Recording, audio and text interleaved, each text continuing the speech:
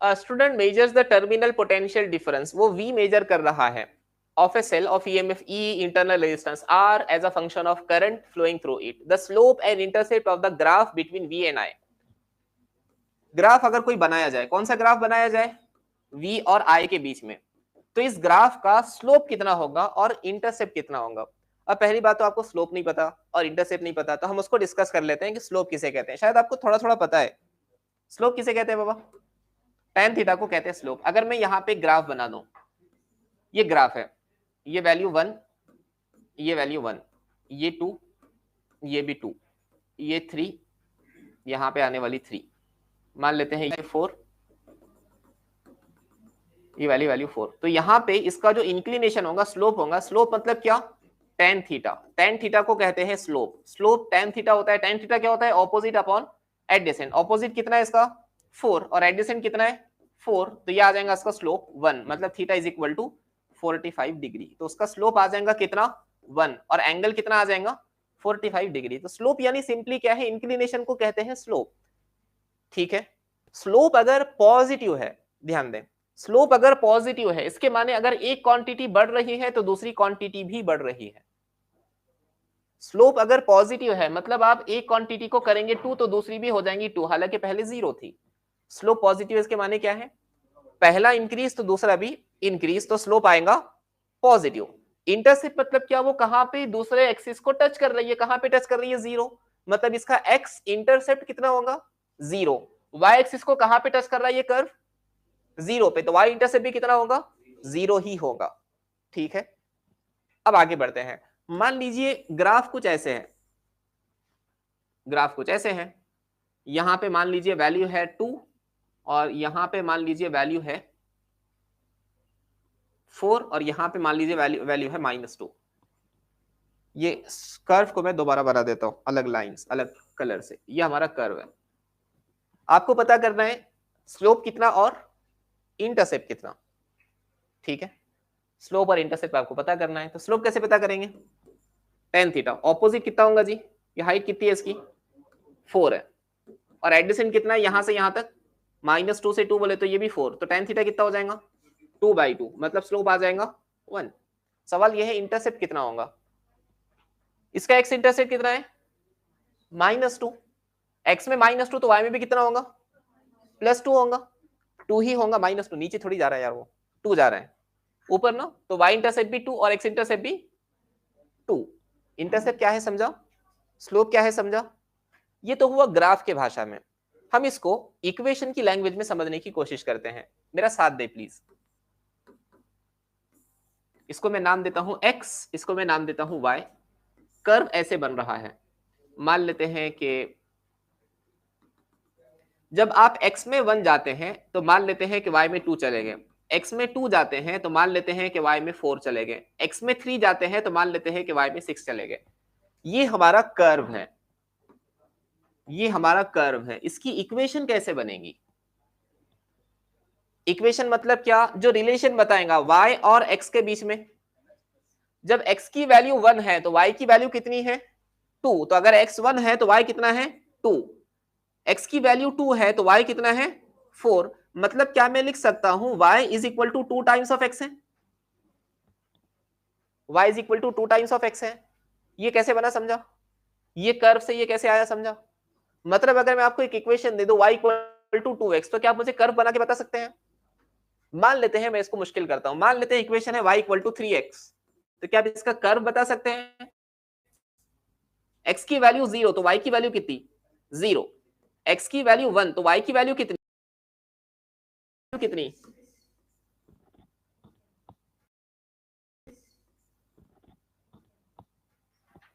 कुछ समझा? तो वो कर्व, उसकी इक्वेशन ये। अब हम आते हैं स्लोप पे। इस कर्व का स्लोप कितना? tan theta. ऑपोजिट कितना? यहां से यहां तक बताइए 6, और एडजेसेंट कितना? यहां से यहां तक 3, मतलब स्लोप कितना होगा? tan theta. tan थीटा कितना होगा? ऑपोजिट अपॉन एडजेसेंट, मतलब कितना? 2। तो स्लोप कितना आ गया? थोड़ा ध्यान से देखें, यहां पे स्लोप कितना होगा? जब ये 2 में गया तो y में कितना चला गया था? ये 2, तो ये हो गया 6, मतलब tan थीटा कितना? 6/2, मतलब कितना? मतलब ये है कि अगर हम इस इक्वेशन के अंदर देखें तो यहाँ पे ये जो x का इंटरसेप्ट है क्या वही स्लोप है? क्या जो x का इंटरसेप्ट है वही स्लोप है? मतलब मैं आपको एक इक्वेशन दे दूं y is equal to 3x, इसका स्लोप कितना होगा 3, इक्वेशन है y equal to 5x, slope होगा 5, इक्वेशन है y equal to rx, slope होगा r के बराबर। इतना समझा? अच्छे से समझा? तो इक्वेशन आपको पता चल जाए तो आप स्लोप निकाल सकते हैं। मतलब इक्वेशन है v equal to I R, तो v और i कर्व का स्लोप कितना है r, slope of the curve will become small r। है इंटरेस्टिंग? कितना जबरदस्त है। तो हम इक्वेशन से ग्राफ बनाना सीख गए, ग्राफ से ग्राफ बनाना सीख गए, ग्राफ से इक्वेशन बनाना सीख गए, लेकिन अभी एक चीज बची है इंटरसेप्ट। इक्वेशन बनाना सीख गए लेकिन अभी एक चीज बची है इंटरसेप्ट। आपका नाम मुसाहिब है? आप रिसर्च कर रहे हैं बेटे? नहीं कर रहे ना? इधर देखो फिर। अभी बचा है इंटरसेप्ट। इंटरसेप्ट बोले तो कहां वो इंटरसेक्ट करता है, कहां टच करता है, छूता है। मान लेते हैं कर्व ऐसा है, मान लेते हैं कर्व ऐसा है, इंटरसेप्ट है -1, मान लेते हैं स्लोप है 1, मान लेते हैं स्लोप है 1, स्लोप 1 है मतलब x पे कितना जाएंगे 1, -1 कैसे होगा स्लोप, ये इंटरसेप्ट इसका ये 1 हो जाएगा, +1, स्लोप 1 है।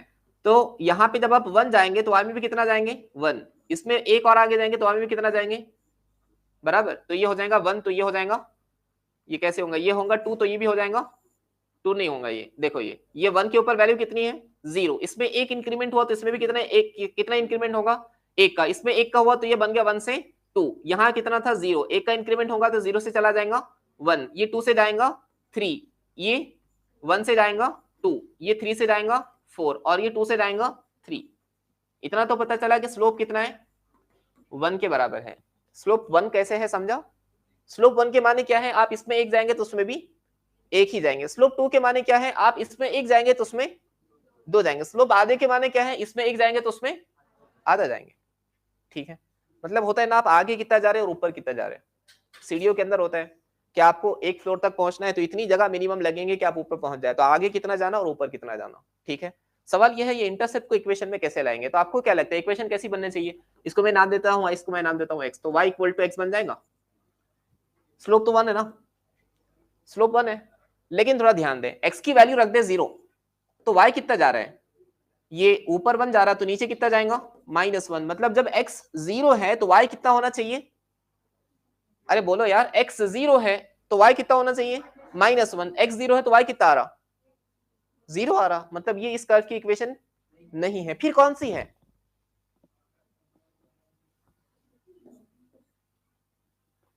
अब है क्या, x की वैल्यू कितनी 0, x की वैल्यू 0, तो 1 इंटू 0, 0 -1, मिल गया पॉइंट। अब आगे बढ़ो, x की वैल्यू कितनी 1 1 1, x की वैल्यू कितनी, नहीं यहाँ पे तो x की वैल्यू 0 हो गई, x की वैल्यू यहाँ पे कितनी है 1, 1 इंटू 1, 1 -1, तो y कितना हो गया, आ गया ये पॉइंट। आगे बढ़े, x की वैल्यू कितनी 2, 2 इंटू 1, 2, 2 -1, तो y की वैल्यू आ गई। मतलब ये है कि यहां के केस में -1 क्या है इंटरसेप्ट। मतलब आपको इक्वेशन दे दी जाए y is equal to mx plus c, तो यहां पे m क्या होगा स्लोप और c क्या होगा इंटरसेप्ट। समझा कैसे हुआ? इसको कहते हैं इक्वेशन ऑफ लाइन। अगर इंटरसेप्ट की वैल्यू 0 है तो ये पास करती है ओरिजिन से, equation of straight line passing through origin. आपको मैथ्स में एक चैप्टर था हमारे जमाने में, पता नहीं अभी है कि नहीं है, पेयर ऑफ स्ट्रेट लाइन बोल के चैप्टर था, तो उसके अंदर ये इक्वेशन हम पढ़ते हैं। तो कैसे पढ़ते हैं सबको समझ गया, इक्वेशन से ग्राफ बनाना, ग्राफ से इक्वेशन बनाना। हमको याद क्या रखना है, अगर इक्वेशन है y is equal to mx plus c, इसके अंदर m क्या होगा और c क्या होगा इंटरसेप्ट। मान लीजिए इक्वेशन है y equal to minus mx plus c या माइनस c, तो यहां स्लोप कौन होगा -m स्लोप होगा और इंटरसेप्ट -c होगा। मान लेते हैं इक्वेशन है u is equal to av minus b, इसका स्लोप क्या है कैपिटल A, इसका स्लोप है और इंटरसेप्ट -b है। अच्छा, पॉजिटिव स्लोप के माने क्या है? पॉजिटिव स्लोप के माने क्या है? एक बढ़ा तो दूसरा भी बढ़ रहा होगा। और अगर कर्व ऐसा है, इसका मतलब क्या है? इसको मैं मान लेता हूं x, इसको मैं मान लेता हूं y। जब आप x के अंदर बढ़ेंगे तो y के अंदर घटेंगे। जैसे जैसे x आगे जाते जाएगा y वैसे वैसे डिक्रीज होता जाएगा। इसका स्लोप आता है नेगेटिव। कितना आता है स्लोप? नेगेटिव। और ये होते हैं उसके इंटरसेप्ट्स। समझ गए अच्छे से? और कोई डाउट बचा इसमें? स्लोप कैसे निकालेंगे समझ गया, इंटरसेप्ट क्या होता है समझ गया, और वो पता कैसे करेंगे समझ गया। मतलब अगर मैं आपको एक इक्वेशन दे दूं तो आप स्लोप भी देख लेंगे और इंटरसेप्ट भी देख लेंगे। क्वेश्चन देखते हैं। A student measure the terminal potential difference V of a cell of EMF E and internal resistance R as a function of current flowing through it। मतलब वेरिएबल कौन है? किसको गिना जा रहा है? V को। और किसके साथ गिना जा रहा है? करंट के साथ। मतलब वेरिएबल कौन कौन है? V और I वेरिएबल है। जैसे पीछे ग्राफ में हमने वेरिएबल कौन से लिए थे? X और Y लिए थे। इस इक्वेशन में वेरिएबल कौन कौन है? U और V वेरिएबल है। ठीक है। जो स्टूडेंट ग्राफ बना रहा है उसमें वेरिएबल कौन है? वेरिएबल कौन है? V और I। V और I वेरिएबल्स है। आपको कैसे पता V और I वेरिएबल है? क्योंकि वो गिन रहा है V, गिनने वाली चीज वेरिएबल होती है। और किसके साथ गिन रहा है? करंट के साथ। तो करंट को बदलने के बाद वो क्या गिन रहा है कि करंट बदला तो पोटेंशियल कितना बदला, इसलिए दोनों वेरिएबल हो गए। आगे बढ़ते हैं। उसने ग्राफ बनाया किसके किसके बीच का? V और I। तो यहां क्या बना दिए? V और यहां क्या बना दिए? I। आगे बढ़ते हैं। रेस्पेक्टिवली अब ये क्या चीज वैलिड होंगी? तो चलो शुरू करते हैं। हमको पता है ईएमएफ का formula E is equal to V plus I times of small r। मतलब V पता करना है ना, तो V का फॉर्मूला क्या बनेगा? V is equal to E minus I R. इस इक्वेशन को क्या माइनस आई आर और प्लस E ऐसे लिख सकता हूं मैं, बराबर। ये क्या हुआ बाबा? V जैसा का वैसा। ये माइनस आई आर को पहले लिखा, प्लस E को बाद में लिखा। एक ही तो बात है ना? अब आ जाओ वापस। इसमें वेरिएबल कौन कौन है? V वेरिएबल है और I वेरिएबल है। I के साथ कौन आ रहा है? Minus R। और साथ में कौन है? E। मतलब स्लोप कितना है? Minus R। और इंटरसेप्ट कितना है? खत्म। देख लो, ऑप्शन ए करेक्ट होगा। ग्राफ बनेगा ऐसे।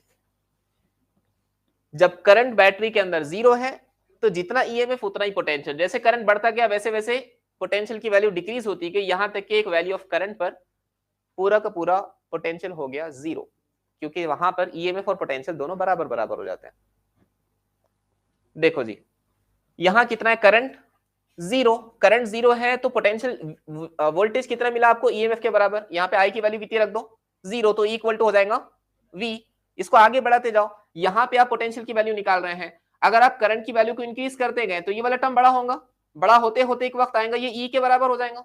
E के बराबर हो गया तो पोटेंशियल हो गया जीरो। इसका मतलब ये इसके बाद ये नीचे की तरफ जाने वाला है। करंट ज्यादा होगा तो ये वाली वैल्यू बड़ी हो जाएगी, ये वाली वैल्यू छोटी, पोटेंशियल आने लगेगा निगेटिव। कुछ समझा?